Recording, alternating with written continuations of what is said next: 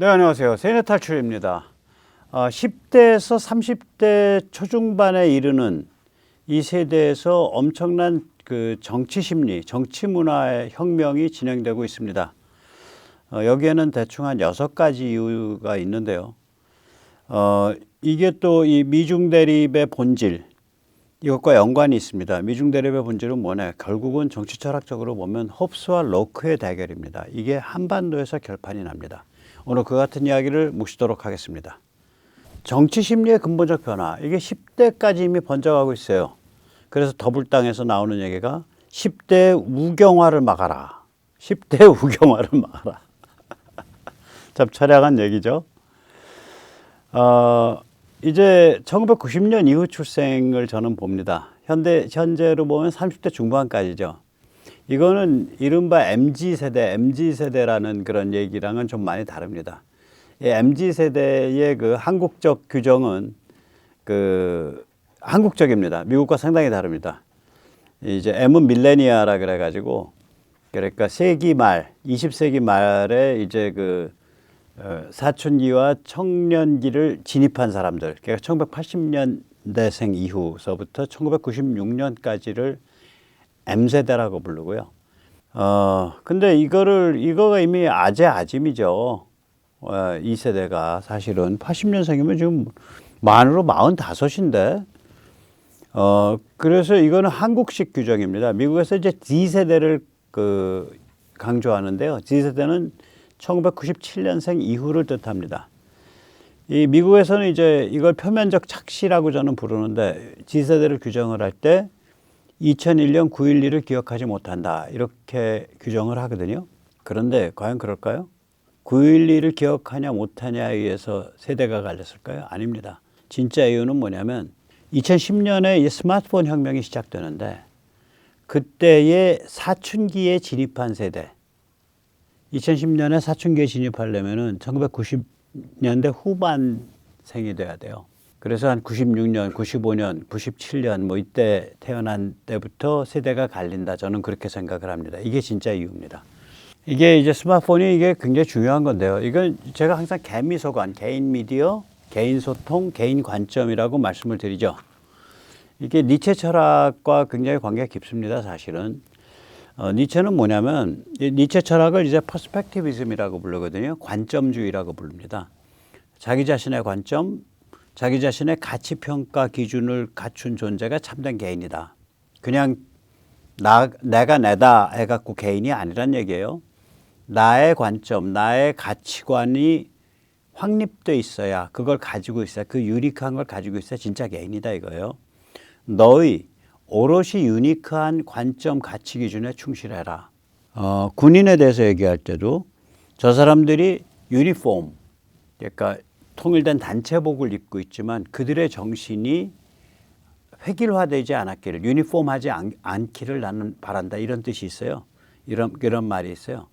그러니까 유니크한 한 사람 한 사람이 유니크하게 자기 자신의 관점, 가치 기준을 확립하고 거기에 충실한 것, 거기에 목숨을 거는 것, 그것을 니체가 비루트, 그러니까 미덕이라고 불렀고, 그것이 인간을 인간답게 만든다라고 본 거예요. 인간이라는 호모 사피엔스의 사피엔스는 영어로 테이스트, 맛보다, 평가하다라는 뜻이다라는 거예요. 그래서 인간이 가치 평가를 안 하면, 가치관을 가지고 가치 평가를 안 하면 이건 인간이 덜 됐으문이다라고 이제 니체는 보는 거죠. 그래서 아주 역설적인 그런 니체의 표현이 나오는 거죠. 너 자신인 존재가 되어라. 아니, 내가 나지, 그럼 내가 아니란 소리요.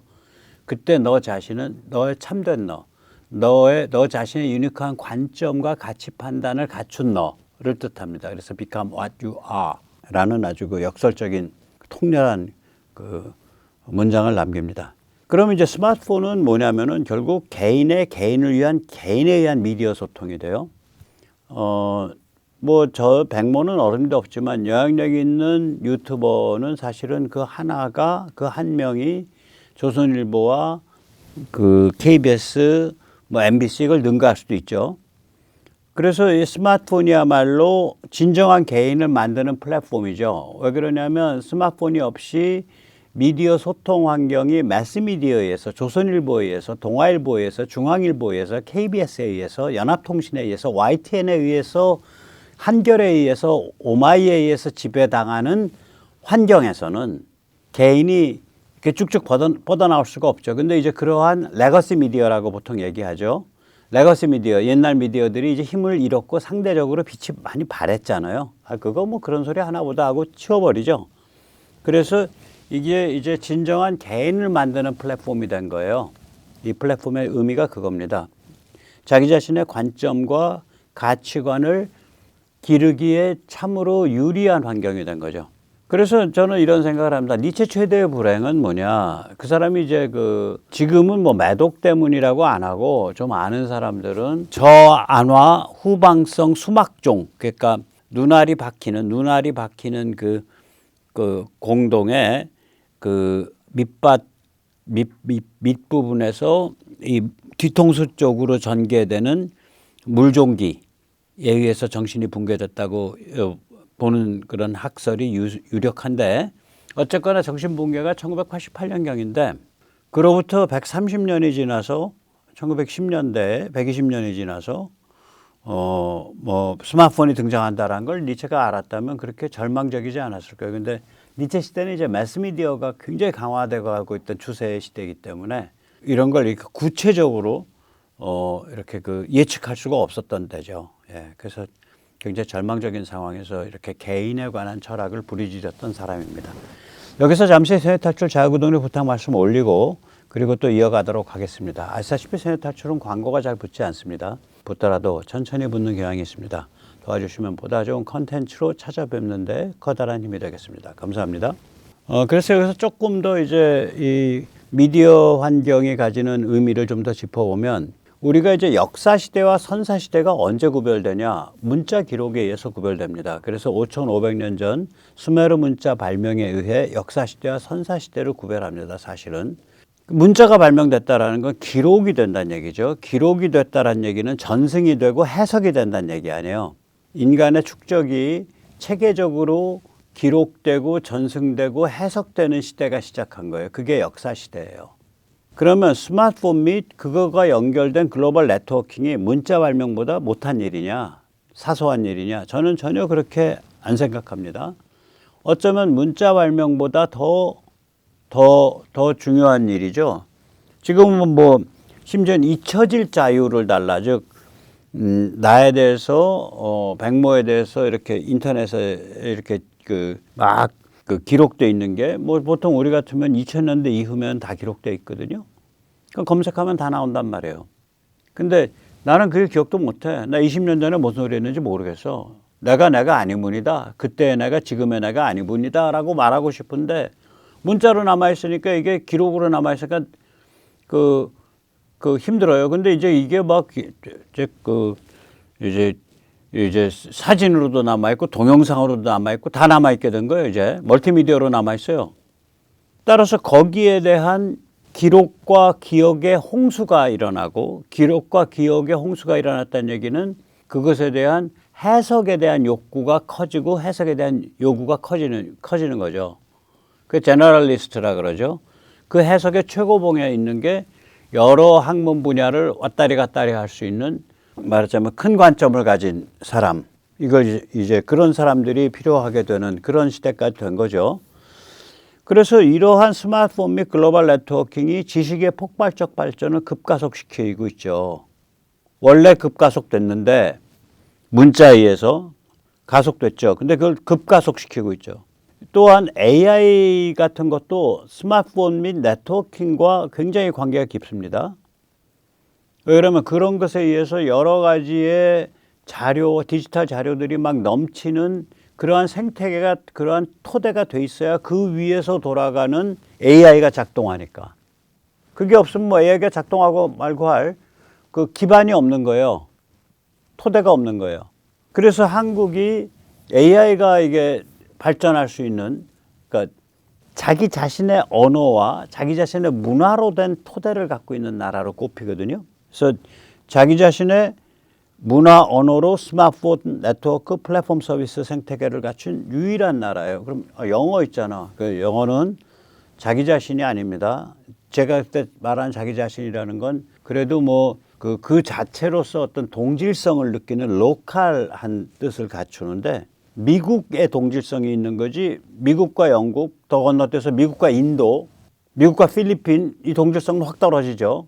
다 영어가 공용어인 나라들인데 그래서 이제 영어를 이제 글로벌 언어라고도 표현할 수 있고 제국의 언어라고도 표현할 수 있거든요. 제국이라는 건 뭐냐면 그 언어와 제도가 인류 보편성을 갖추기 시작한 걸 제국이라 그래요. 그래서 이제 지중해 쪽에서는 성경에 나오는 고레스, 그다음에 영어 발음으로는 사이러스, 그다음에 원어 발음은 아마 키루스, 그러니까 같은 사람인데 페르시아 제국의 창시자죠.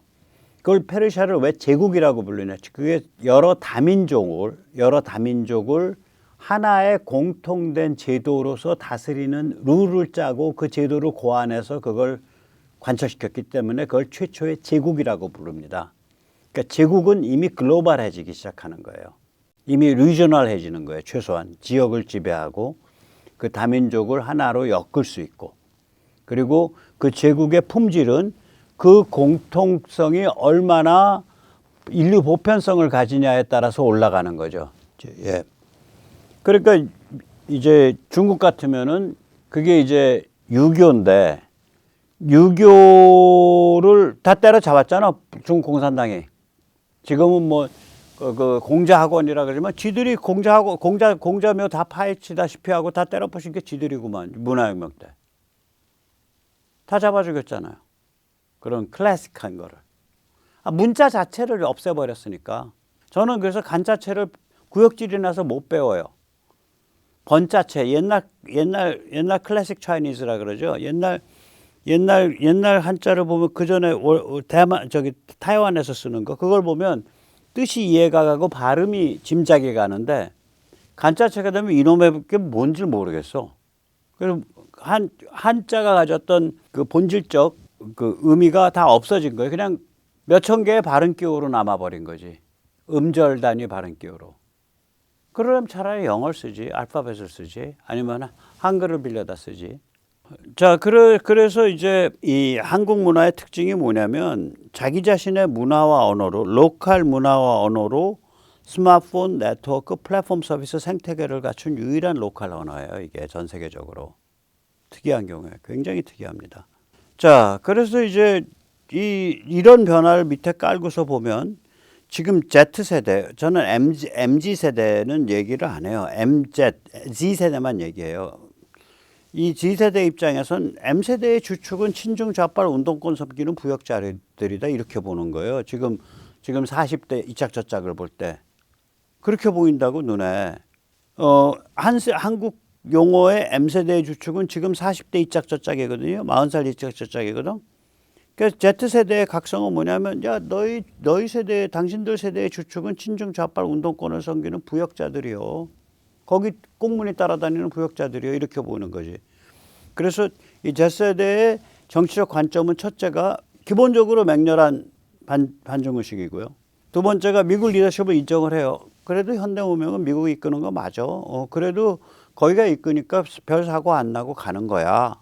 라고 인정을 한다고. 세 번째는 뭐냐? 야, 한국이 선진국이지. 뭐 유럽 가봤더니 별 볼 일 없더라. 야, 한국만큼 잘 사는데 드물던데. 뭐 이런 게 있는 거고요. 그 다음에 이제 최근에 이런 그 미중 전쟁, 미중 대립 이런 것에 의해서 한국이 가지고 있는 잠재력을 아주 피부적으로 느껴요. 야, 우리 잘만 하면 튈 수 있는데. 근데 리짜이밍 더블당 갖고 이거 하겠냐. 이런 걸 본능적으로 느낀다고요. 그리고 이제 할아버지 할머니 세대, 즉 우남 이승만과 박정희 세대에 대한 존중심이 있어요. 그리고 좌빨 운동권 세대에 대한 반감. 현재 40대 후반, 60대 중반. 그러니까 이건 M세대도 아니죠. M세대는 좌빨 운동권을 섬기는 부역자들이고 지금 40대 이짝저짝은 40대 후반쯤 되면 이게 운동권 끝물 한 청년이에요. 세대가. 2000년에 20살이었으니까 지금 40대 후반이죠. 60대 중반. 이게 이제 60대 중반이면 이게 무슨 세대냐면 그 주사파가 득세하기 시작했을 때의 그때 세대, 그러니까 8초 학번들, 운동권 8초. 7말 학번은 몇 명 안 됩니다, 운동권에. 다 8초들이 숫자가 많아요. 7말은 숫자 자체가 드물어요, 운동권 숫자가. 네. 그래서 여기서 잠시 이 Z세대가 이제 그 윗세대를 볼 때, 즉 40대 2차 첫작을 볼 때, 바로 윗세대를 볼 때 당신들은 좌빨 운동권 부역 세력이야 라고 보는 거. 그 다음에 그보다 더 윗세대, 즉 40대 중후반서부터 60대 중반까지를 보는 저 사람들은 친중 좌빨 운동권이야. 이렇게 보는 그 관점은 이런 각성은 세계적으로 한 6가지의 흐름에 의해서 만들어집니다.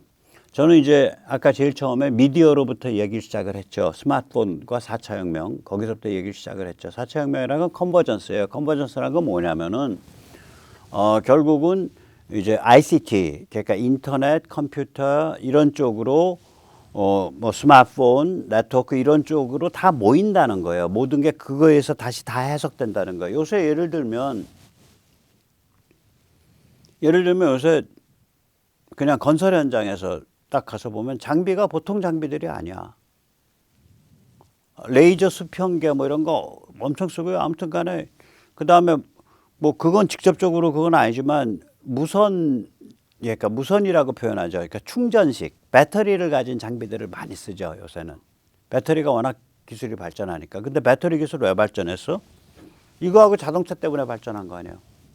그래서 이제는 장비 한 30만 원짜리를 산다. 이게 뭐 노가다라고 표현할게요. 노가다판을 경영하는 사람들 입장에서는 일도 아니에요. 왜냐하면 일용 잡부죠. 일용직. 그쪽에서는 인력이라고 부르죠. 인력의 기본이 18만 원이니까 서울에서. 인력 기본이 18만 원이야. 일당이. 그러니까 장비 하나 20만 원짜리 사가지고 사람 한 명을 하루 동안 절약할 수 있다. 그러면 그 장비는 그 다음날 남으니까 사는 게 유리하다고.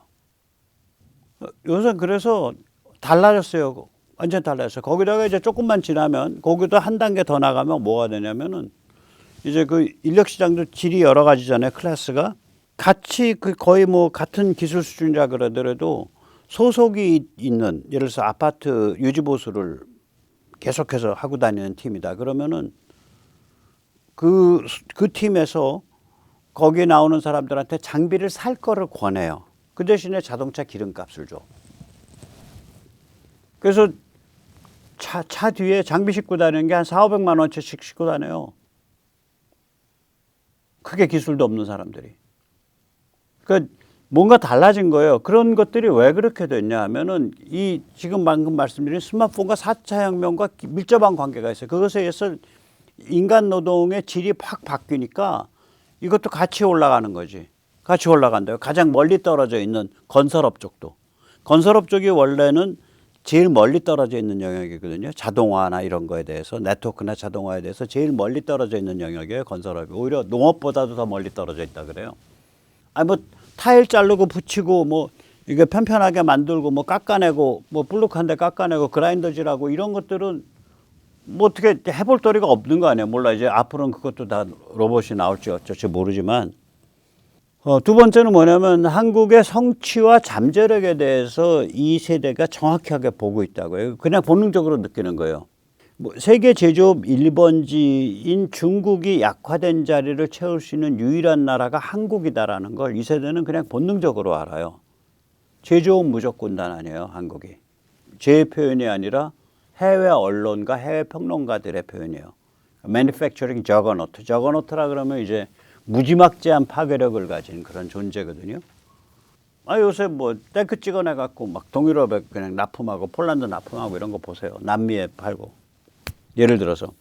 그런데 이게 제조업만 잘하는 게 아니라 이게 자기 자신의 문화를 갖고 있잖아. 자기 자신의 언어와 로컬 문화를 갖고 있다고요. 아주 유니크한. 그런 나라 몇 개 안 돼요.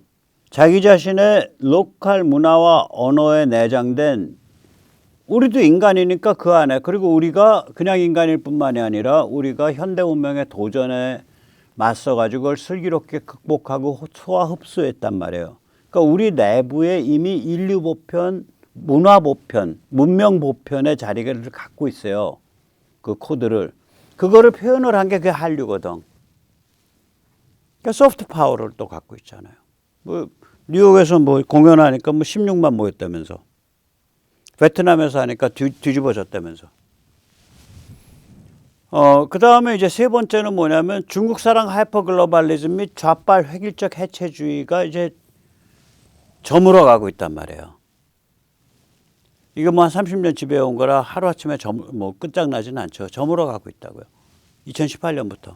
이거는 이제 이 정치 철학적 관점에서 보면 정치적 올바름이라고 표현되는 거, political correctness, PC. 실제로는 이게 뜻이 뭐냐면 가치 판단을 하면 세상 시끄러워지니까 너 가치 판단하지 말고 우리가 제시하는 가치관만 받아들여. 그 소리예요, 이게. 그래서 이게 획일주의라고.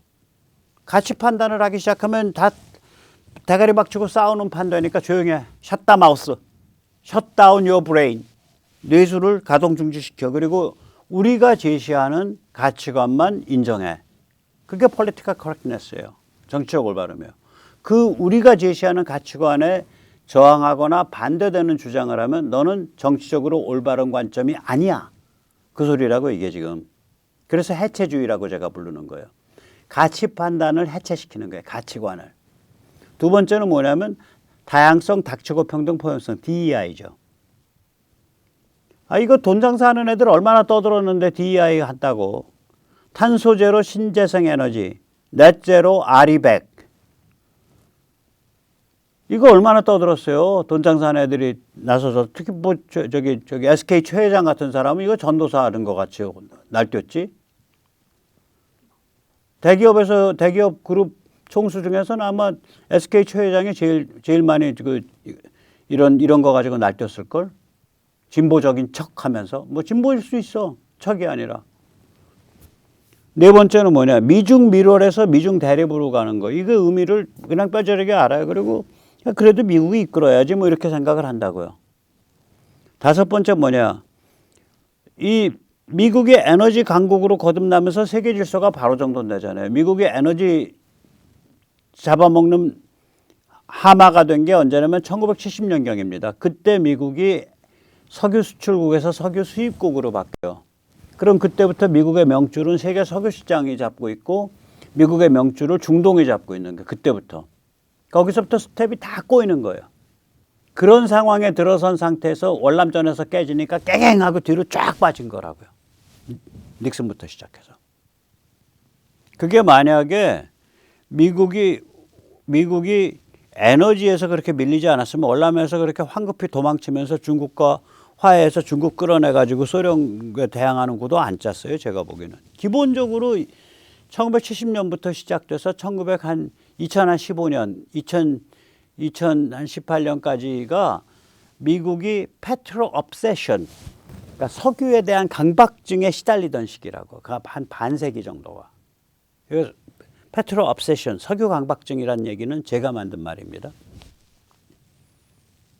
근데 거기로부터 해방됐잖아요. 그리고 미국이 에너지 수출국이 된 거 아니에요. 세계 최대의 천연가스 생산국이 됐고. 그러니까 이제 중동 바로 정돈. 바로 정돈 될 수밖에 없죠.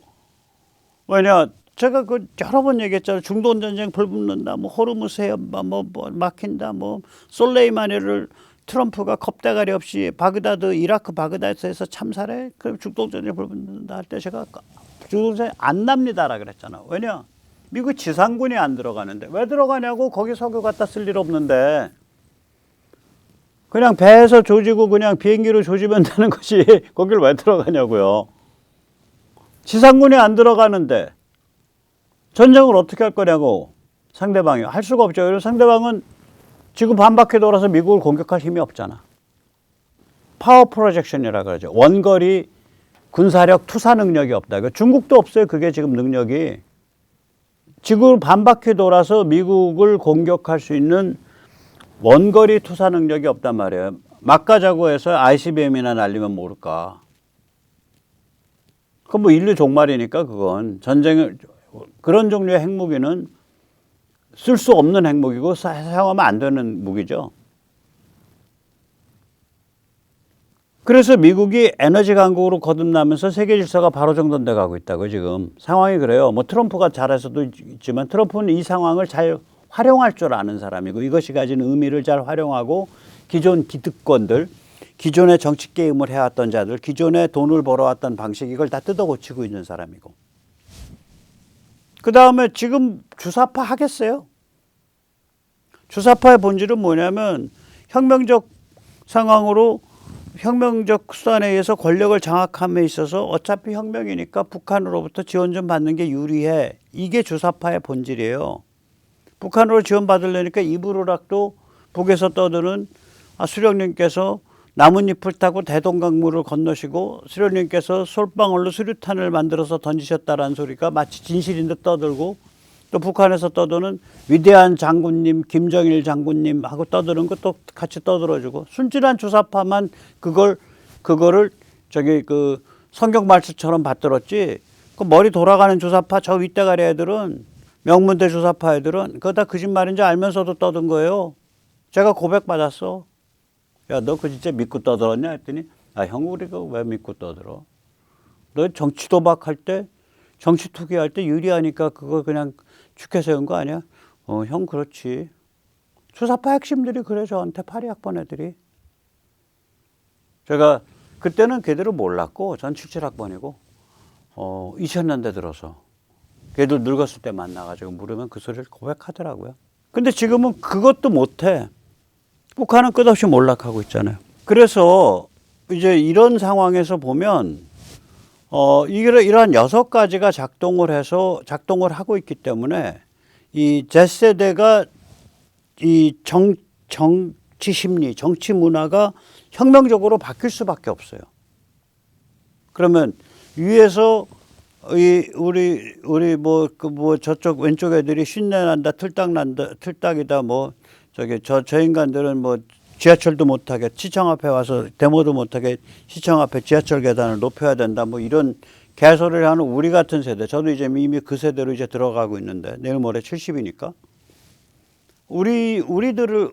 우리하고 그 아래하고가 이게 필이 통하는 거예요. 중간에 한 30년만 좀 이상한 거야. 지금 그런 상황으로 아마 갈 거예요. 30년도 중간 그 세대도 그 중에서 중국 돈 받아먹고 중국 면허 갖고 있고 북한 면허 갖고 있는 몇 명이나 되겠어요? 절대 다수는 아닐 거 아니야. 그냥 시류 쫓아서 그게 그렇게 가는 게 개념 있어 보여서 혹은 거기에 자기 커리어에 도움이 될 것 같아서 다 그렇게 얼레벌레 가고 있는 거지. 그래서 쟤들이 굉장히 사실은 이길 수 없는 싸움을 하고 있는 거예요. 저는 리짜이밍과 더불당은 이 6가지 추세에 대해서 싸우고 있는 자들이라고 보는 거예요. 혹은 이 6가지 추세랑 어떻게든 타협해가지고 우리 아니면 누가 한국을 매니지하랴 그러고서 여기저기에 광 팔아서 자기 권력을 유지하고 있는 거야. 아주 영악하게. 미국에도 광 팔고 일본에도 광 팔고 베이징에도 광 팔아서. 그러니까 어떻게 보면 그쪽의 이 관점이나 그 훈련이 이런 그 글로벌 군사 지정학에 대한 훈련이 이쪽 국힘 쪽 사람들보다 굉장히 영악하고 사악하게 잘 훈련돼 있는 애들이에요. 그게 리형이가 그거 한 사람이니까 평생 그 리형이의 유전자를 물려받은 애들이라고. 쟤들이. 예. 그래서 근데 저는 이걸 좀 더 정치적으로 좀 해석을 하면 미중 대립에 숨어 있는 이게 기본적인 정치 철학적인 그 대결 구도가 뭐냐면 로크와 홉스의 대결 구도예요. 로크는 이겁니다. 인간 존재의 양태는 뗄래야 뗄 수 없는 권리를 가진 개인이다. 천부인권을 가진 개인이고 그러한 사상이 바로 자연법 사상이다. 그게 내추럴 로다. 우리가 법치주의라고 그럴 때는요. 법이 다스리는 제도를 뜻하는 게 아니에요. 그때 법은 자연법을 뜻해요. 자연법 정신에 충실한 실정법을 존중하는 그러한 사회가 법치주의입니다. 법이 다스리는 거? 그 rule by law? 그건 중국 법에 의해서 하잖아. 평양 법에 의해서 하지. 법을 초월했지만 평양은. 중국은 비교적 법에 의해서 해요. 그건 법치냐 이거 아니에요. 거기는 그 rule of law가 아니니까. 지금 리짜이밍 더불당은 국회 독재를 앞세워서 rule by law. 사법 독재를 하려고 그러고 있잖아. 그러니까 법치주의와 사법 독재는 다른 거예요. 그 법치주의의 기본은 뭐냐면 자연법 사상이고 자연법 사상의 기본은 천부 인권을 가진 개인입니다. 그래서 이 개인들이 자치 능력을 함양해서 자치를 이룰 수 있다. 이것이 로크의 얘기예요. 이게 어디서 단적으로 드러나냐면 미국 건국의 아버지 중에 가장 그 훌륭한 정치 사상을 가진 사람은 알렉산더 해밀턴이었습니다. 그 사람이 그 편집한 그 페더럴리스트 페이퍼라는 그 일종의 에세이 논문집이 지금 미국 헌법을 해석할 때, 미국 헌법학을 할 때 교과서예요. 그 당시에 건국의 아버지들이 헌법을 만들 때 무슨 생각을 했다가 거기 다 나오니까. 거기에 이제 그 알렉산더 해밀턴이 이런 구절이 있거든요. 페더럴리스트 페이퍼의 첫 창간호에 미국은 인류적 차원의 정치 실험이다. 인간이 우연과 폭력에 의해 만들어진 체제 속에 살 수밖에 없는 존재인가? 아니면 자치 능력에 바탕한 자유공화국을 만들어 발전시킬 수 있는 존재인가? 이것을 판가름하는, 이것을 판정하는 인류사적 차원의 정치 실험이 바로 미 합중국이다. 라는 것이 그때의 알렉산더 해밀턴의 명제였습니다. 이게 뭐가 몇 년 전이야? 엄청나요. 200년 전에 이 얘기 했다니까. 200년 전에. 이거는 바로 이게 바로 로크 사상의 표현이에요. 제가 보기에는. 반면에 홉스는 어떤 관점을 가지고 있냐면 인간의 존재 양태는 만인에 대한 투쟁이다. 강력한 독재자, 강력한 국가 권력, 강력한 당을 섬겨야 이 인간 안에 내재되어 있는 본질적인 야수성, 폭력성, 무질서성을 극복할 수 있다. 이것이 홉스의 관점이라고요. 그래서 빨간 깃발 공산당을 모셔야 되고, 그래서 공산당의 무한 권력을 모셔야 되고, 그러한 무한 권력이 작동하는 국가 질서를 모셔야 된다. 그렇게 되어 있는 중국 특색 사회주의가 막 난잡하게 이루 말할 수 없는 무질서한 자유민주주의에 대해서 우월한 체제이고 중국 특색 사회주의야말로 현대 문명을 이끌어갈 수 있는 참으로 훌륭한 대안적 질서, 대안적 체제이다. 이것이 이제 중국 공산당이 떠드는 소리 아니에요. 홉스 얘기라고요, 그건. 그래서 미국이냐 중국이냐 이 힘겨루기에는 로크냐 홉스냐예요. 인간이 어떤 존재냐라는 건데 이걸 만약 이걸 10대에서 20대 30대 초반 사람들한테 이 두 개 중에 당신은 어느 게 인간 존재를 제대로 설명한 것 같아 그러면은 이 10대 20대 30대로 갈수록 진심에서 그냥 생각해서가 아니라 진심에서 그냥 본능적으로 그걸 로크지라고 말한다고요. 그리고 이거는 한반도에서 결판이 나요. 이미 남북이 북은 극단적 홉스가 되고 한국은 굉장히 훌륭한 라키안, 즉 로크 체제로 갈 수 있는 가능성이 있는데 그 마지막 지금 걸림돌을 채워낼 수 있냐 없냐에 걸려 있죠. 그 걸림돌의 이름이 리짜이민과 더불당이 되겠습니다. 오늘 여기까지 모시겠습니다. 감사합니다.